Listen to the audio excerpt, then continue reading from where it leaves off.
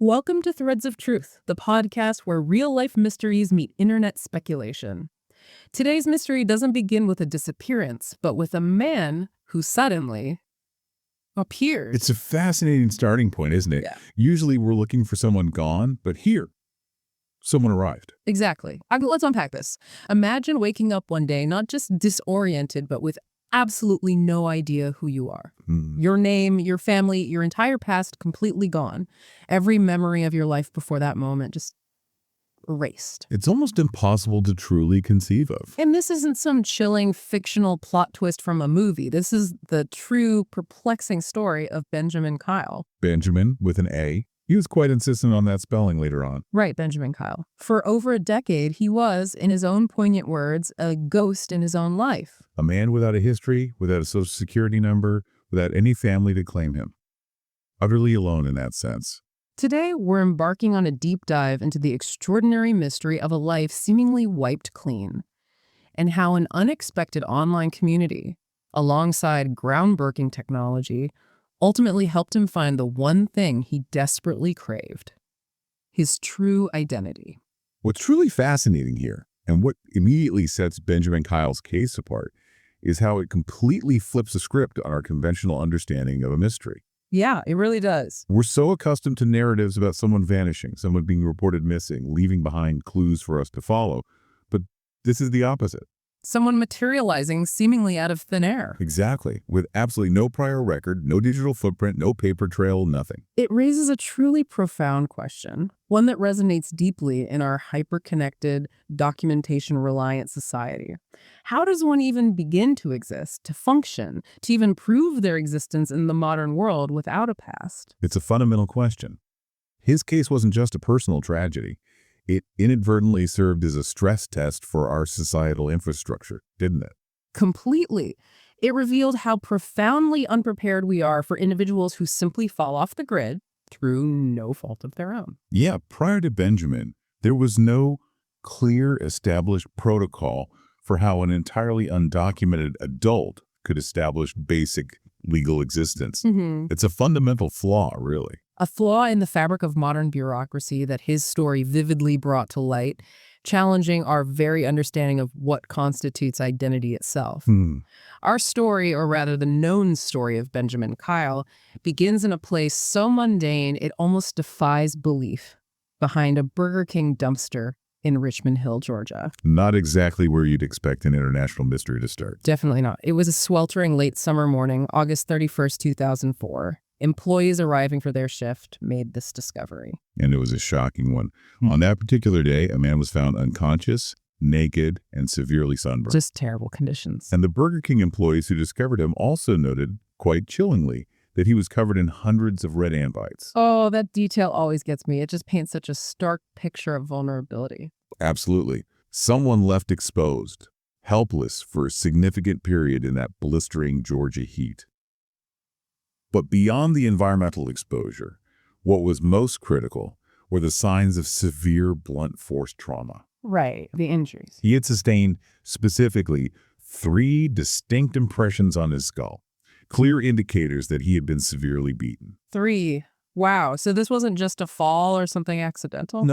No, these were injuries consistent with a brutal, malicious assault, suggesting targeted violence rather than a simple accident. The severity and nature of these injuries would play a pivotal role in his subsequent medical diagnosis. And in all the theories that came later, I imagine. Precisely. So he was immediately rushed to a local hospital, and that's where the amnesia diagnosis came in. Yes, doctors quickly diagnosed him with severe retrograde amnesia. Now, for those familiar with neurological conditions, it's crucial to note this wasn't global amnesia. Meaning he didn't forget everything. Correct. Nor solely anterograde, which prevents new memories from forming. This was a profound and remarkably selective erasure of episodic personal memories, his own life story, his name, his family, every personal detail. But he still knew things. Yes, that's the paradox. His semantic knowledge, things like language, general historical facts, practical skills, remained remarkably intact. So he could talk, read, understand the world. Exactly. He knew how to be a person, how to interact, how to understand the world around him, but he had absolutely no idea who he was. Yes. Wow.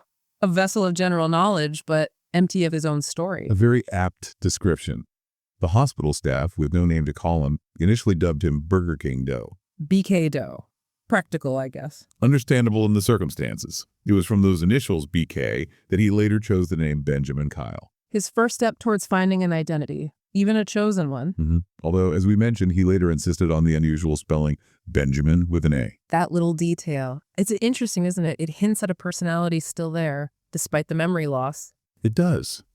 A mind still capable of choice, nuance.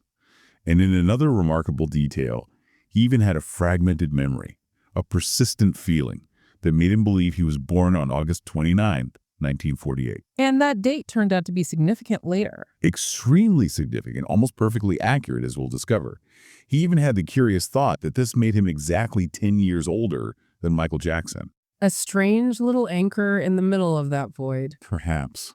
So Benjamin Kyle now had a chosen name, a sliver of a remembered birth date, and this unique, tragic story. Yet, legally, in the eyes of the entire system, he was still a ghost. Completely invisible, officially speaking. Which leads us to a crucial question for anyone listening. What does that truly mean in the practical, day-to-day reality of modern life? How do you function, earn a living, or even simply exist when you are, in essence, legally invisible? This is precisely where the bureaucratic nightmare began. And it's a stark, chilling illustration of just how intrinsically intertwined our existence is with official documentation. They tried to find out who he was, right? The authorities. Oh, absolutely. Initial investigations were exhaustive, bordering on desperate. They tried every conceivable avenue. His fingerprints, meticulously taken, were run through national law enforcement databases. Nothing. No matches. His dental records were compared to countless missing persons files. Again, nothing. What about DNA? His DNA was collected and entered into relevant databases, but it was as if he had simply never existed before that day behind the Burger King. Unbelievable. He had no social security number, that indispensable 9-digit key to so much in American society. Without it, no driver's license, no birth certificate, no medical records, absolutely nothing. So, effectively, he was stateless within his own country. A citizen of nowhere. That's a very good way to put it. Right. He was a flesh and blood person, undeniably present, but legally he didn't exist in any official capacity, an administrative anomaly. The system had no category for him. And the challenges he faced because of this, they must have been huge. Immense doesn't even cover it. They were truly insurmountable within the existing framework, without that social security number. The foundation for everything. Right. He couldn't open a bank account, which meant he couldn't receive a paycheck or even pay bills easily. Couldn't get a real job. Exactly. He couldn't apply for any form of legitimate employment, making it impossible to earn a living wage and become self-sufficient. So how did he survive? It forced him into this really precarious existence, relying entirely on under-the-table work when he could find it, which wasn't often or reliable. More often, he depended on the kindness of strangers and the limited resources of charitable organizations. And housing. Couldn't rent an apartment, so he spent years living in various shelters across Georgia and Florida, moving from place to place, often homeless. God, for over a decade. And healthcare. Mostly just emergency room visits, no consistent medical care. He was caught in this bewildering, dehumanizing, legal no man's land. No official recognition, no record, no rights or privileges that come with being documented. It's a stark, almost chilling reminder of how our identity documents are intrinsically linked to our ability to function, to participate, and simply to exist within society. And his case just blew the lid off that dependency, didn't it? It showed there was no real path back for someone in his situation. None at all. He was truly charting new, painful bureaucratic territory. But his story didn't stay hidden in shelters or bureaucratic offices. It got out. Oh, yes. Benjamin Kyle's story wasn't contained. It quickly transcended those confines, becoming a true cause célèbre. A mystery people latched onto. A compelling, baffling mystery that drew national and even international attention. People were, understandably, fascinated by the enigma of a man with no past, no identity, and no explanation. His struggle to exist, to find his past, it was widely publicized. Absolutely. It became almost a rallying cry for the power of modern media and public engagement. He became, in a way, America's John Doe, a living mystery that captivated the public imagination. There was a documentary, right? Finding Benjamin. Yes, Finding Benjamin. It brought his profound plight to a broader audience, allowing viewers to witness his quiet desperation and unwavering determination. And he appeared on TV shows. Prominent national shows, most notably Dr. Phil in 2012. His gentle demeanor and genuine confusion really resonated with millions watching. I remember seeing clips of that. He seemed so lost, but also articulate. Very much so. His story was covered in countless news articles, major publications like the New York Times, local papers. Everyone was trying to shed light on his impossible situation. And didn't he do some stuff online too, like Reddit? He did. He participated in Reddit AMA's Ask Me Anything sessions in the early 2010s. Wow, that's pretty direct engagement. Truly unprecedented for someone in his position. He directly engaged with thousands of strangers, answering their questions, sharing his frustration, openly discussing his life without a past. That must have made it feel very personal for people following the story. It did. Hearing his voice, his confusion, his unwavering desire to find out who he was, it made his story even more compelling to a burgeoning online community. Okay, so here's where it gets not just interesting, but truly baffling. Despite all this widespread media fascination, this incredible, almost saturation-level exposure across TV, print, the internet for over a decade. No one came forward to identify him. Nobody. You'd think someone somewhere, a family member, a former friend, an old acquaintance, even just someone who recognized him from years ago would see him. A coworker, a neighbor, any. But nothing. The silence was not just baffling, it was profoundly haunting. It really was. It left this enormous vacuum, a void of information. And the internet hates a vacuum. Oh, absolutely. The internet, with its insatiable appetite for mystery and its collective, often wild imagination, quickly began to fill that void with theories. So when the official channels hit a dead end, the online sleuths took over. In a big way, that profound void became incredibly fertile ground for speculation, a digital canvas, you could say. When conventional methods failed, and a person's past seemed to have simply evaporated, the human mind naturally seeks explanations. So it became this big debate online. A profound psychological debate, really. Was his condition a rare medical case? Maybe a severe trauma-induced dissociative fugue state, where the brain walls off traumatic memories. Like a coping mechanism gone haywire. Potentially. Or was there something else entirely at play? The online communities, seeing the limitations of traditional investigations, started digging, trying to explain the unexplainable. Offering up all sorts of scenarios. Ranging from the plausible and medically sound to the truly outlandish. Okay, so what kinds of theories, both grounded and maybe not so grounded, surfaced in this space? When you have a blank slate like Benjamin Kyle, the internet can go anywhere. It really can. The most popular theory, and one heavily supported by the grim circumstances of his discovery and his physical condition. The injuries, being found naked. Exactly. Was that he was a victim of foul play. The severe blunt force trauma, the lack of identification, it strongly suggested a violent crime. Not just a simple mugging. Probably not. The extent of the injuries indicated a severe, deliberate beating. People speculated it was maybe a mugging gone very wrong, where attackers took his clothes and ID specifically to prevent identification. To make him untraceable. Precisely. Which led to questions. Was he a random victim? Wrong place, wrong time? Or was he targeted for some reason buried in that lost past? The brutality really pointed towards something sinister. It certainly lent overwhelming credence to that dark, unsettling theory. It was the primary explanation for many. Okay, what else came up? Then there was the drifter theory.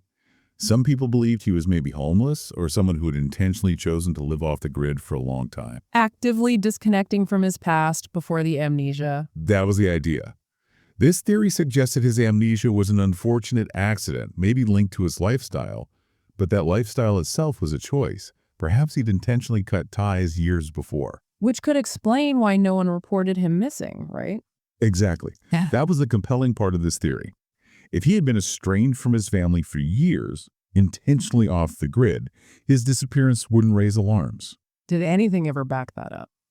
Interestingly, Yes. what gave this theory considerable retrospective weight was his family's later admission after he was identified.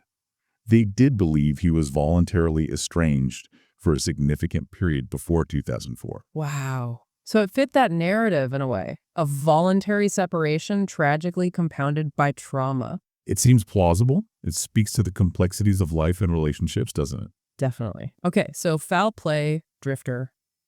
Any other major theories? Well, inevitably, there was the more cynical take. The he's faking it theory. Yes, that Benjamin Kyle was intentionally faking his amnesia to escape a troublesome past life. Maybe debt, a crime, some complicated family issue he wanted to leave behind. That theory always seems to pop up in these cases. Natural skepticism, maybe. Perhaps. People look for deliberate deception when faced with the unexplainable. But was there any actual evidence for that? No, and this conscious choice theory was largely, and I'd say conclusively, debunked by several crucial factors. Like what? Firstly, the medical diagnosis of severe dissociative amnesia was incredibly robust. Multiple independent medical professionals examined him over years and consistently confirmed the genuine nature of his condition. So the doctors believed him. Unequivocally. Secondly, his genuine emotional struggles were incredibly evident. Anyone who met him or followed his story could see his suffering. He wasn't living some comfortable, anonymous life. He was often homeless, unable to work, profoundly distressed by his lack of a past. His despair was palpable. That doesn't sound like someone enjoying a fresh start. Not at all. And furthermore, perhaps most conclusively, the fact that he actively and publicly sought to discover his past for over a decade. The documentary, Dr. Phil, the Reddit AMAs. Exactly. Participating in all that, openly engaging. Someone faking amnesia would not go to such extraordinary, painful, often humiliating lengths to uncover the very past they were supposedly trying to escape. Good point. His actions completely contradicted the idea of deception. They demonstrated a profound and authentic yearning for his identity, a desperate desire to know who he was. That speaks volumes. So beyond those main theories, did things get weird online? Because, internet... Oh, inevitably. Beyond the plausible, the internet generated truly outlandish ideas. Speculative threads on TikTok, Reddit. You saw things like him being a time traveler. Seriously, time traveler. Yep. From the future or the past, somehow marooned in 2004. Or even less credible theories, often fueled by conspiracy thinking. Let me guess. Government experiments, MK Ultra, aliens. Pretty much all of the above. Secret government programs, MK Ultra victim, even extraterrestrial origins got thrown around in some corners. The usual suspects when mystery meets the web. Right, the kind of stuff that thrives in online echo chambers. While these were certainly less credible, often pure fantasy, they are valuable in what they illustrate about the human mind. The sheer insatiable desire to find any explanation for something so baffling. The mind hates a vacuum. Exactly. And when traditional answers aren't forthcoming, it will invent them, no matter how wild. The public nature of his quest, especially those Reddit AMAs. Where he talked directly to people. Right. That really engaged the collective consciousness. It transformed armchair detectives worldwide into this driving force, people genuinely trying to solve the puzzle. Even if some ideas were out there. It was a fascinating, sprawling case study in crowdsourcing a mystery, showcasing both the ingenuity and the unchecked speculation the internet allows. So, stepping back from the theories, what strikes you most about this case? The human side of it. Absolutely. What's truly striking here, if we look at the whole picture, is the sheer human cost of not having an identity. Benjamin Kyle wasn't just a medical anomaly or a captivating mystery. He was a person whose life was, for all intents and purposes, completely erased. The emotional toll must have been unimaginable. Immense. It's a fundamental aspect of human existence, our name, our history, our connections that we often take completely for granted until it's gone. Think about it from his perspective. Every single interaction, every basic need, trying to get shelter or food, met with a bureaucratic work wall. Trying to get a driver's license, needing 2 forms of ID, and having none. It's paralyzing. No ID meant no legal employment, so chronic poverty. No apartment, meaning years homeless or in shelters. No consistent health care. Just vulnerable. He was, in his own words, a ghost in his own life. Walking among us, present, capable, yearning for connection, but completely invincible to the systems that govern our lives. It really does raise that important question.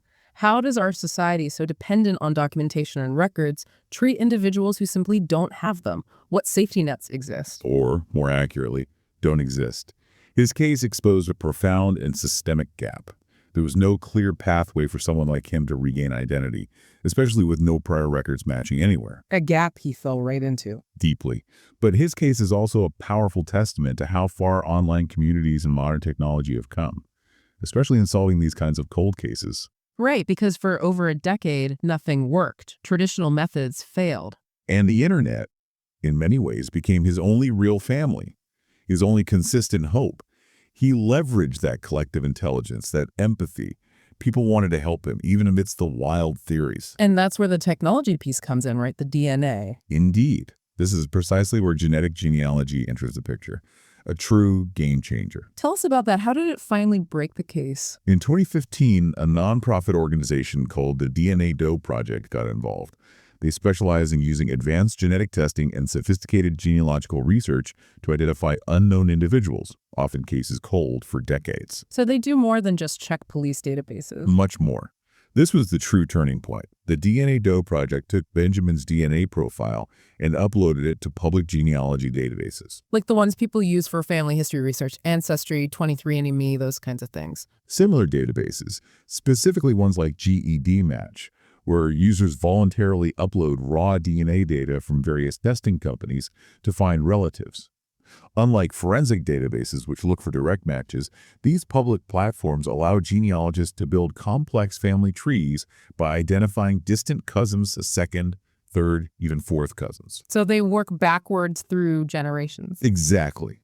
Working backward to pinpoint common ancestors, essentially reconstructing an individual's lineage from scratch, even without direct family samples.